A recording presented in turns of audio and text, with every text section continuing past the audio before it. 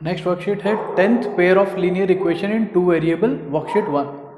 First question है the pair of equation y equal to 0 and y equal to -7 has 1 solution, 2 solution और infinite many solution and no solution. तो देखिए,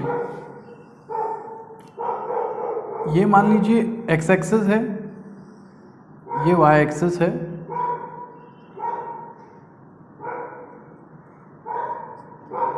और y equal to 0 का मतलब है y axis की वैल्यू 0, तो वो इस पूरी लाइन पर y इक्वल टू 0 ही रहेगी। और नेक्स्ट y इक्वल टू -7, तो जैसे नीचे आएंगे -1 -2 इस तरह से एक पॉइंट होगा -7, ये मान लेते हैं। तो इस पूरी लाइन पर y की वैल्यू -7 रहेगी। तो ये लाइन हो गई y इक्वल टू -7 और ये लाइन हो गई y इक्वल टू 0। अब आप देख सकते हैं ये दोनों लाइनें क्या हैं, पैरेलल हैं। तो हम पैरेलल लाइनें जो हैं कहीं भी नहीं मिलती हैं, कहीं भी एक दूसरे को इंटरसेक्ट नहीं करती, तो उनका क्या होता है, नो सॉल्यूशन। तो ये है आपका पैरेलल लाइंस एंड सॉल्यूशन की बात करें तो नो सॉल्यूशन। तो इसमें हो जाएगा आपका डी पार्ट। तो आपको ध्यान रखना है, अगर दो लाइनें पैरेलल होती हैं तो उसका नो सॉल्यूशन होता है। अगर दो लाइनें इंटरसेक्ट कर रही होती हैं एक पॉइंट पर तो उनको बोलते हैं इंटरसेक्टिंग, और उस केस में जो है एक सॉल्यूशन होता है, तो यूनिक सॉल्यूशन बोलते हैं उसको। और अगर एक लाइन एक दूसरे के ऊपर ही है, ठीक है, सेम एक दूसरे के ऊपर है हर, तो वो तो हर पॉइंट पर मिल रही है, ठीक है, तो उसके होते हैं इनफाइनाइट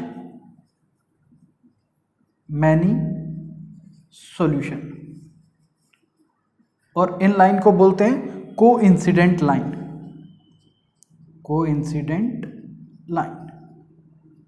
तो ये तीन टाइप की मेन जो है लाइनें हैं जो इस आप चैप्टर में पूरे में जो है पढ़ोगे। ऑलमोस्ट क्वेश्चन इसी कॉन्सेप्ट पे आएंगे, ठीक है। तो ये एक चीज़ और आ जाती है यहाँ पर कि कोइंसिडेंट लाइन में हमको सॉल्यूशन मिल रहे हैं, चाहे वो इनफाइनाइट मिल रहे हैं लेकिन मिल रहे हैं, और इंटरसेक्टिंग लाइन में एक सॉल्यूशन मिल रहा है लेकिन मिल रहा है। तो ये जो नीचे वाले ये दोनों पार्ट हो गए, कोइंसिडेंट और इंटरसेक्टिंग, इनको बोलते हैं कंसिस्टेंट। तो आपको कंसिस्टेंट में और कोइंसिडेंट में कंफ्यूज नहीं होना है। कंसिस्टेंट है जिसका सॉल्यूशन आता है, चाहे वो इनफाइनाइट मैनी सॉल्यूशन आए या यूनिक सॉल्यूशन आए, तो उसको बोलेंगे कंसिस्टेंट। और जैसे ये वाला क्वेश्चन था, इसमें क्या था, दोनों लाइनें पैरेलल थी तो कोई सॉल्यूशन नहीं आ रहा, तो नो सॉल्यूशन वाले केस को बोलते हैं इनकंसिस्टेंट। तो इस पे भी क्वेश्चंस आ सकते हैं आगे, कंसिस्टेंट और इनकंसिस्टेंट, तो वो हमें इस तरह से यूज करना है। Now second question, the pair of equation x is equal to a और y इक्वल टू b। तो अगेन एक छोटा सा ग्राफ बना लेते हैं, ये y एक्सिस, ये x एक्सिस। इसने कहा x is equal to a, तो मतलब x की कोई भी वैल्यू हो सकती है a, जैसे कि 1 2 3 4 कोई भी। तो हम यहाँ पे जो है x एक्सिस पे कोई एक पॉइंट ले लेते हैं, और इस पॉइंट से ये जो लाइन जाएगी वो होगी x इक्वल टू a। अगर ये पॉइंट आपका a है, जैसे कि यहाँ पे 1 2 3 होता है, ऐसे a कोई भी कांस्टेंट ले लिया हमने, तो इस लाइन की इक्वेशन होगी x इक्वल टू a। और नेक्स्ट लाइन है y इक्वल टू b। तो y लाइन पर जैसे 1 2 ऐसा कोई भी पॉइंट ले लेते हैं, ये पॉइंट है b, और इससे जो लाइन पास होगी वो होगी y इक्वल टू b। और अब देखिए, अगर हम इस पॉइंट के कोऑर्डिनेट निकालना चाहें तो ये नीचे से x की वैल्यू क्या मिल रही है हमें, a, और इधर से y की वैल्यू क्या मिल रही है, b। तो हम ये कह सकते हैं कि ये दोनों लाइनें इंटरसेक्ट हो रही हैं ए बी पे, ठीक है, इंटरसेक्टिंग लाइन है। तो यहाँ पे आपका डी ऑप्शन है, इंटरसेक्टिंग एट ए बी। तो इस तरह से आप एग्जाम में रफली ग्राफ बना के अंदाजा इससे लगा सकते हैं। नेक्स्ट क्वेश्चन है third, a fraction become 4/5 if 2 is added to both numerator and denominator। तो देखिए, इसमें फ्रैक्शन है और न्यूमरेटर और डिनोमिनेटर को हमें जो है उसमें x और y मानना पड़ेगा। तो अगर आप लेट करते हो न्यूमरेटर को x और डिनोमिनेटर को y, ठीक है, एग्जाम में आपको ऐसे लिखने की जरूरत नहीं है, ये मैं आपको सिर्फ समझाने के लिए लिख रहा हूँ। आप रफली डायरेक्ट जो है कैलकुलेशन कर सकते हैं।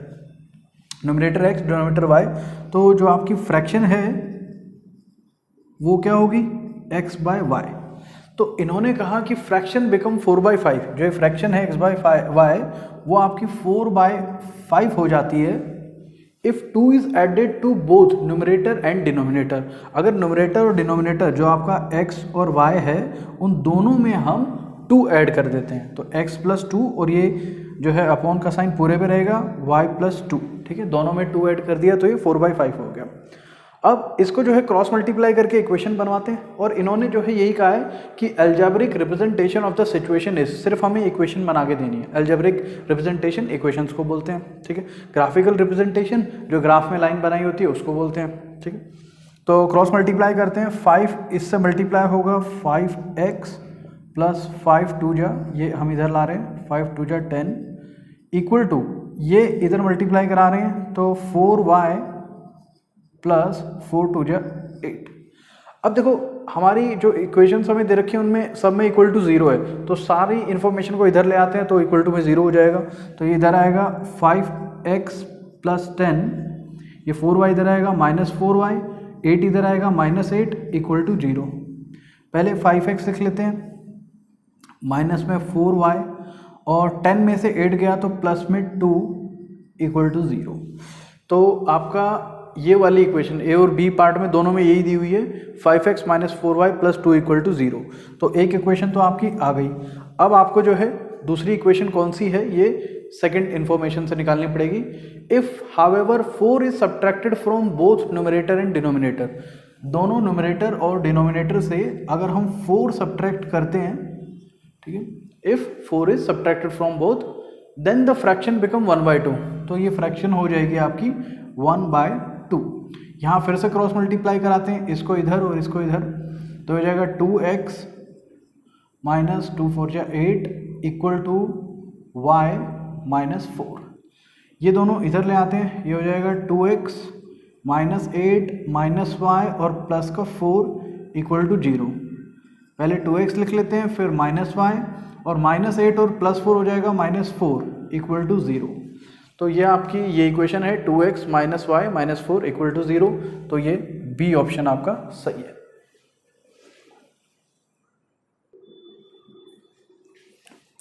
नेक्स्ट है 3x minus y equal to 3 and 9x minus 3y equal to 9 has infinite many solution. तो जब आपको इक्वेशंस दी हुई हो तो इन्फाइनाइट मैनी सॉल्यूशन है या नो सॉल्यूशन है या वन सॉल्यूशन है, कैसे पता करेंगे? देखिए, जैसे कि आपको इक्वेशन इस तरह से दी होंगी ax plus b y plus c equal to 0। जैसे कि अगर हम ये 3 को इधर ले आएँ तो ये ऐसे हो जाएगा 3x minus y plus minus 3 equal to 0। तो उससे हम x का कॉफिशिएंट जैसे 3 वो a हो जाएगा, y का कॉफिशिएंट b जैसे -1 हो जाएगा और c ये 3 आके -3 हो जाएगा। इस तरह से पता कर सकते हैं। और ये जैसे दो इक्वेशन हैं तो हम इस तरह से लिखते हैं a1x plus b1y plus c1 equal to 0 और दूसरी इक्वेशन को मानते हैं a2x plus b2y plus c2 equal to 0। तो ऐसे तो हम जो है दो इक्वेशंस को मानते हैं, इनके x के कोफिशिएंट को a1 b1 c1 इनको, और इसके कोफिशिएंट्स को a2 b2 और कांस्टेंट को c2 मानते हैं। नाउ अगर इनके कोफिशिएंट्स की जो रेशियो है, जैसे कि a1 की रेशियो हम कराएंगे a2 से, b1 की रेशियो कराएंगे b2 से और c1 की रेशियो कराएंगे c2 से। अगर फर्स्ट 2 रेशियो ही हमें इक्वल नहीं मिलती है तो ये वाली हमें चेक करने की ज़रूरत ही नहीं है, ये इक्वल है या नहीं है कोई फ़र्क नहीं पड़ता। तो अगर फर्स्ट और सेकंड ही इक्वल नहीं है तो हम उसको कहेंगे कि उसका है यूनिक सॉल्यूशन, मतलब वन सॉल्यूशन, और हम कह सकते हैं कि वो लाइनें इंटरसेक्टिंग हैं, इंटरसेक्टिंग लाइन है। और अगर फर्स्ट 2 रेशियो इक्वल आ जाती हैं, a1 बाई a2 की रेशियो और b1 बाई b2 की रेशियो इक्वल आ जाती है, तो फिर हम c1 बाई c2 वाली भी देखेंगे। अगर वो इक्वल नहीं आती है तो ये सीन हो जाता है फिर नो सॉल्यूशन। और नो सॉल्यूशन कब होता है? जब लाइनें पैरेलल हों। तो ये पैरेलल लाइंस होंगी, ठीक है। और अगर तीनों ही इक्वल आ जाते हैं, A1 by A2 equal to B1 by B2 equal to C1 by C2 हो जाता है, तो उस केस में हम कहेंगे कोइंसिडेंट लाइन, यानी कि इनफाइनाइट मैनी सॉल्यूशन।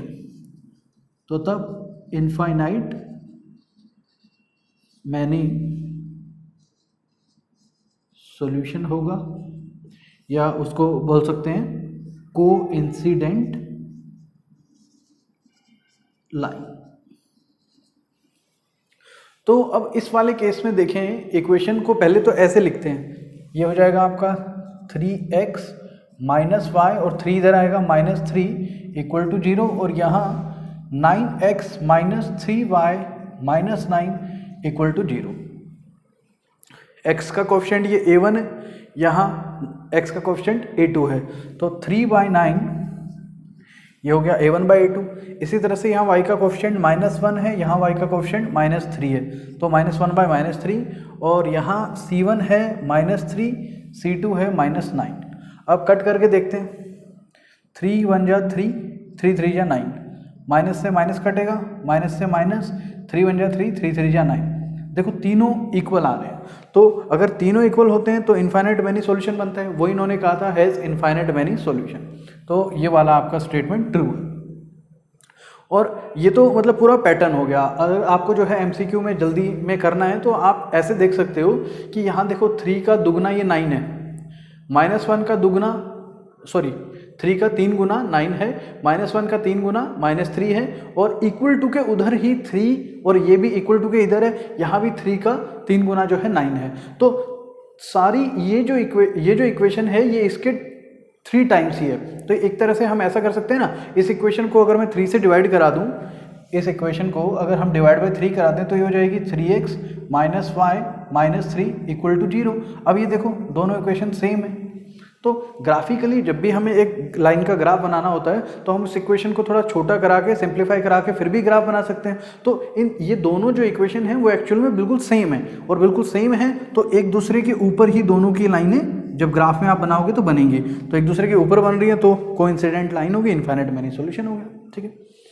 और यहाँ पर अगर जैसे सेम क्वेश्चन है एक तरह से, the number of common solution पूछे हैं। कॉमन सॉल्यूशन वही कि 9 सॉल्यूशन कॉमन है या 1 सॉल्यूशन है या इनफाइनाइट मैनी है, ये पूछा है। तो ये दोनों इक्वेशन दी हुई है, तो इसको भी देखो इसकी तरह अगर डायरेक्ट करके देखें, 5 का दुगना 10 है, 4 का दुगना 8 है, 6 का दुगना 12 है, बट ये 6 इक्वल टू से इधर है और वो 12 उधर है। अगर हम उस 12 को इधर लाएंगे तो ये इक्वेशन क्या हो जाएगी, 10x plus 8y minus 12 equal to 0। तो अब अगर देखें तो 6 का दुगना 12 तो है लेकिन माइनस का है, तो ये जो है इसमें आपका C1 और C2 की रेशियो इक्वल नहीं आ रही है, तो ये जो है आपका कोइंसिडेंट नहीं बनेगा। पहले दोनों की सेम है तो ये नो सॉल्यूशन बनेगा, ठीक है। या आप करके भी देख सकते हैं, इसका ये इक्वेशन है 5x plus 4y plus 6 equal to 0। तो ये तो आपको समझ आ गया, A1 ये है, B1 ये है, C1 ये है, A2 B2 C2। तो डायरेक्ट डिवाइड करते हैं, 5/10 इक्वल टू 5/10 इक्वल टू यहाँ पे 4 है, B1/8 इक्वल टू यहाँ पे 6 है और वहाँ -12 है। तो ये 5 2 जा 10 1/2 आ रहा है, 4 2 जा 8 1/2 और 6 2 जा 12, लेकिन -1/2। तो ये माइनस हम यहाँ से हटा के ऊपर भी ला सकते हैं। तो ये दोनों इक्वल हैं लेकिन ये इक्वल नहीं है, तो इस केस में जो है हमारा नो सॉल्यूशन होता है। तो यहाँ पर नंबर ऑफ सॉल्यूशन की बात करें, नंबर ऑफ सॉल्यूशन, तो नो सॉल्यूशन में नंबर ऑफ सॉल्यूशन होंगे 0, तो ये आपका ए पार्ट 0 करेक्ट है।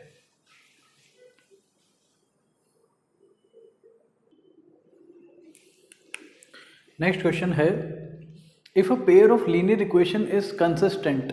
कंसिस्टेंट आपको जो है फर्स्ट क्वेश्चन जब करा रहे थे तब बताया था कि अगर लाइनों में सॉल्यूशन हमें नहीं मिलता तो इनकंसिस्टेंट होती हैं। जैसे इस वाली में हमें सॉल्यूशन नहीं मिल रहा है तो ये है इनकंसिस्टेंट। और जिनमें सॉल्यूशन मिलता है, जैसे इसमें यूनिक 1 सॉल्यूशन मिल रहा है, इसमें इनफाइनाइट सॉल्यूशन मिल रहे हैं, तो उनको बोलते हैं कंसिस्टेंट। तो ये वाला आपका कंसिस्टेंट है और ये भी कंसिस्टेंट है। तो इन्होंने आपसे पूछा कि कंसिस्टेंट जो है लाइनें कब कब हो सकती हैं, तो आपने देखा यहाँ पर इंटरसेक्टिंग लाइनें और कोइंसिडेंट लाइनें कंसिस्टेंट होती हैं। तो ये रहा सी ऑप्शन, इंटरसेक्टिंग और कोइंसिडेंट। तो सी ऑप्शन आपका करेक्ट है। 7th question, which of the following pair of equation are inconsistent. तो अभी आपको बताया इनकंसिस्टेंट जो है, इनकंसिस्टेंट होता है सॉल्यूशन जब नो सॉल्यूशन हो, ठीक है, या पैरेलल लाइन हो। तो हमें इनमें से पता करना है कि पैरेलल लाइनें कौन सी हैं। तो ये ऐसे रेशियो निकाल के देखते हैं जिसमें पहले a1/a2 और b1/a2 इक्वल आ गया और c1/c2 नहीं आया, वो आपका इनकंसिस्टेंट हो जाएगा। तो जैसे फर्स्ट पार्ट में देखें, x का कोफिशिएंट 3 है, यहाँ x का 1 है, और यहाँ -1, वहाँ -1/3, तो बाई 3 ये ऊपर आ जाएगा। और इसको हम -9 लेंगे क्योंकि इक्वल टू में हमें 0 चाहिए होता है, C1 को हम इधर लाते हैं, तो ये 9 इधर लाएंगे तो ये -9, इसी तरह से 3 इधर आएगा तो -3। ना माइनस से माइनस कट, माइनस से माइनस कट, 3 जा 9, तीनों जो है इक्वल आ रहे हैं, 3 3 और 3। तो तीनों अगर जो है इक्वल होंगे तो उसको क्या बोलेंगे, इनफाइनाइट मैनी सॉल्यूशन। तो ये क्या है हमारा, कंसिस्टेंट है, कंसिस्टेंट।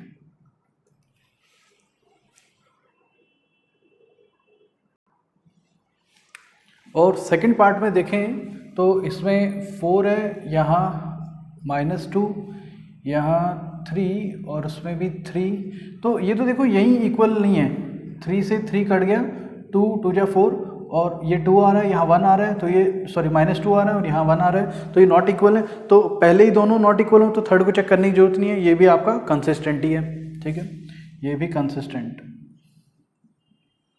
अब थर्ड में चेक करते हैं, 5/10 और यहाँ -1 और यहाँ -2, -1/-2, और यहाँ ये 10 इधर आएगा तो माइनस का 10 और ये 20 इधर आएगा माइनस का 20। तो 5 2 जा 10, माइनस से माइनस कटा, माइनस से माइनस 10 2 जा 20। तो देखो तीनों इक्वल आ रही है, 1/2 1/2 1/2। तो ये इनफाइनाइट मैनी सॉल्यूशन, ये भी कंसिस्टेंट। तो आपका एक ही ऑप्शन बचा, वही आंसर होगा। फिर भी चेक कर लेते हैं, ये -2/-4, यहाँ पे 1/2 और ये 3 इधर आएगा, माइनस का 3 ये 10 इधर आएगा, माइनस का 10। तो 2 जा 4, ये 1 से 1 कट गया। ये देखो पहला दोनों पेयर 1/2 1/2 इक्वल आ रहे हैं, लेकिन ये दोनों 3/10 कटेंगे नहीं, तो ये नॉट इक्वल है। तो जब पहले दोनों इक्वल हो, तीसरा इक्वल ना हो, उसको बोलते हैं नो सॉल्यूशन या इनकंसिस्टेंट। तो ये वाला आया आपका इनकंसिस्टेंट। तो डी ऑप्शन आपका करेक्ट है।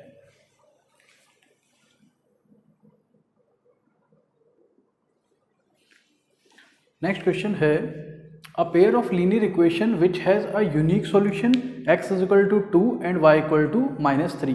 तो ये सॉल्यूशन भी होना चाहिए और यूनिक सॉल्यूशन होना चाहिए।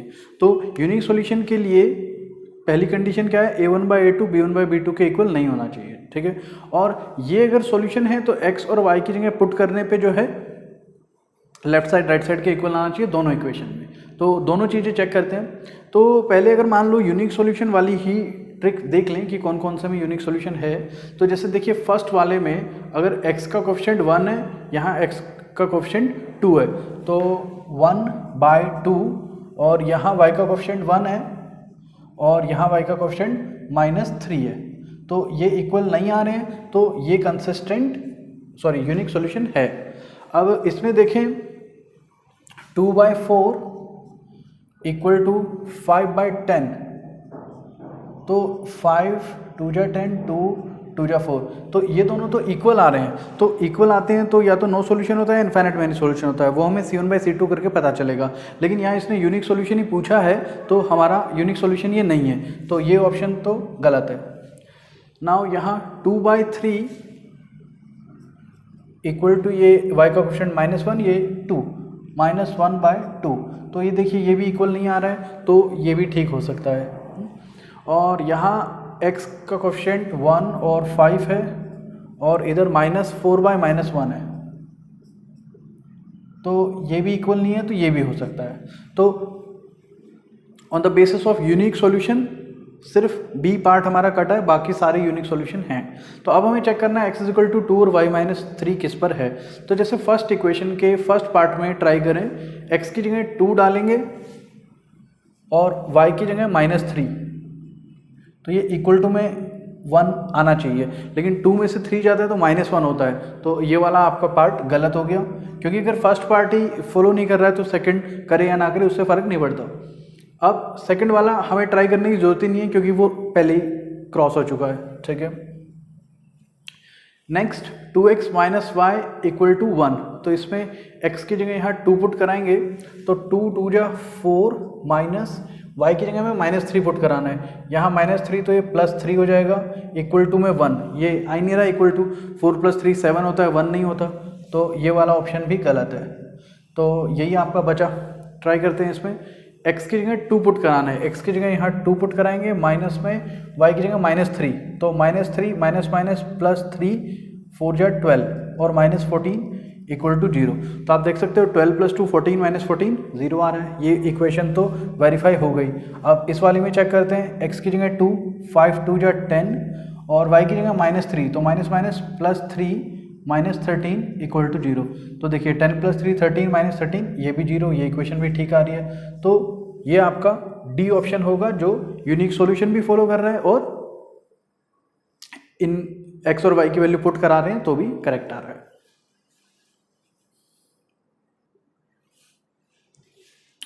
तो 9th क्वेश्चन में पूछा है one equation of pair of dependent. तो देखिए डिपेंडेंट लीनियर इक्वेशन कौन सा होता है, ये जो कोइंसिडेंट लाइन है इसी को डिपेंडेंट बोलते हैं, तो इसको बोलते हैं और डिपेंडेंट लाइंस, ठीक है। तो कोइंसिडेंट लाइन है या डिपेंडेंट है एक ही बात है। तो यहाँ पे बोला है one pair of equation of dependent linear equation is this. एक दिया हुआ है आपको -5x + 7y -2 equal to 0, and the second equation हमें इसमें से देखनी है। तो हम एक इक्वेशन ये इन दोनों की रेशियो चेक करते हैं, जिसका तीनों सेम आ गए वो क्या होगा, कोइंसिडेंट होगा या डिपेंडेंट होगा। तो देखिए इसका -5, इसका 10, -5/10, इसका 7/14, ये तो देखो 5 2 जा 10 7 2 जा 14, ये दोनों इक्वल नहीं आ रहे हैं। तो जब पहले ही इक्वल नहीं हो तो बाकी चेक करने की जरूरत ही नहीं है, ये आपका इंटरसेक्टिंग है। नेक्स्ट में चेक करते हैं -5 बाय इसका -10, उसका 7 बाय इसका -14 और उसका -2 इसका 4। तो देखिए माइनस से माइनस कट गया, 5 2 जा 10, यहाँ पर माइनस आ रहा है, तो ये दोनों इक्वल नहीं है, तो थर्ड चेक करने की जरूरत ही नहीं है हमें। नेक्स्ट -5 बाय -10 और वहाँ से 7/14, वहाँ -2 और यहाँ 4, तो इसमें 5 2 जा 10 7 2 जा 14 ये दोनों इक्वल आ रहे हैं, लेकिन यहाँ पर जो है -1/2 हो रहा है, तो ये इक्वल नहीं आ रहा। तो ये तो पैरेलल लाइंस हो गई, ठीक है। पहली दोनों इंटरसेक्टिंग थी, ये पैरेलल बन रही है, अब ये शायद कोइंसिडेंट होगी, चेक करते हैं। -5/10 इक्वल टू 7/-14 और -2/4, तो कट करके देखते हैं। 5 2 जा 10, ये भी -1/2 आ रहा है, 7 2 जा 14, ये भी -1/2 आ रहा है, 2 2 जा 4, ये भी -1/2 आ रहा है। माइनस नीचे आए ऊपर आए कोई फर्क नहीं पड़ता, माइनस तो यहाँ से कट के ऊपर आ जाएगा, ठीक है। तो ये तीनों इक्वेशन, तीनों जो रेशियो हैं वो सेम आ रही हैं, तो ये हो गई आपकी डिपेंडेंट या कोइंसिडेंट, तो डी ऑप्शन करेक्ट है। नेक्स्ट में if the line given by, दो लाइनें आपको दी हैं, एक तो 2x + ky = 1 एंड दूसरी है 3x - 5y = 7, ठीक है। और आपको बोला है कि इनका यूनिक सॉल्यूशन है। यूनिक सॉल्यूशन है मतलब पहली दोनों की रेशियो इक्वल नहीं है, तो देन वैल्यू ऑफ k बतानी है इनमें से क्या होगी। तो देखिए पहली दोनों की रेशियो जैसे 2/3 और y के कोएफिशिएंट की k/-5, ये दोनों इक्वल नहीं है। थर्ड का हमें कोई लेना देना होता ही नहीं है यूनिक सॉल्यूशन में, तो इससे रिलेशन निकालनी है। तो देखिए अगर -5 को इधर लाएं या दोनों तरफ -5 से मल्टीप्लाई कराएं तो इधर -5 से मल्टीप्लाई करा देते हैं, इधर -5 से -5 कट गया। k की वैल्यू हमारी आ रही है नॉट इक्वल टू 5 टू 10 -10/3। तो मोस्टली बच्चे ये -10/3 देख के ए पार्ट पे टिक कर देते हैं, लेकिन यहाँ बोला है कि k की वैल्यू -10/3 के इक्वल नहीं होनी चाहिए, मतलब k की वैल्यू इसको छोड़कर चाहे कुछ भी हो। तो ये आपके डी ऑप्शन में यही बोला है, फॉर ऑल रियल वैल्यू, कोई भी रियल नंबर एक्सेप्ट -10/3। तो आपका जो है ये डी ऑप्शन करेक्ट होगा। तो ये थी आपकी लीनियर इक्वेशन की वर्कशीट 1। इसकी पीडीएफ आपको डिस्क्रिप्शन में मिल जाएगी और कल के लिए जो है वर्कशीट 2 उसकी भी पीडीएफ डिस्क्रिप्शन में मिल जाएगी।